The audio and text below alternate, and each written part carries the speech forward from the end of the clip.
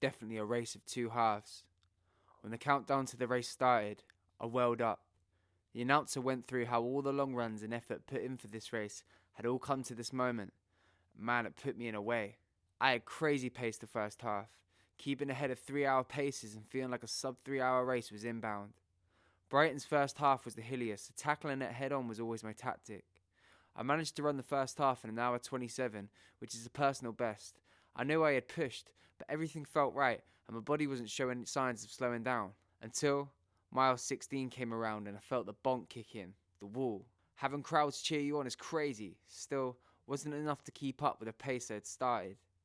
After connecting from pack to pack and climbing up the race ladder, I watched countless other runners ahead of me as I fell positions fast. Mile 24 hit, the furthest I've gone without needing to stop. I gave in for a quick calf stretch and fuck me, I've never felt a muscle that tight before.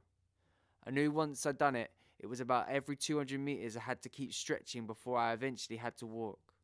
Mile 24 felt like game over. I stopped as the cramp in my knees became insanely frequent and very nearly clamped up if it wasn't for some guy who literally grabbed me and said keep going, it's not even that far, it's easy. The spirit and community of runners is untouched for camaraderie. Like we're all running to finish this race together, yet at the same time to get our best result. Again, the cramps kicked in. After shouting like fucking crazy, another guy came through and just said, easy does it and you'll finish. That took me all the way through to mile 25, when finally the cramps eased off and my god the finish line was in sight as I started rapping a Tribe Called Quest to keep up with this newfound smooth paced finish. It was about 700 meters, but tunnel vision kicked in and I didn't even notice any of the thousands of people cheering. That finish felt like that dream where no matter how fast you run it doesn't get closer. I kept looking at my watch to see how much time I had left.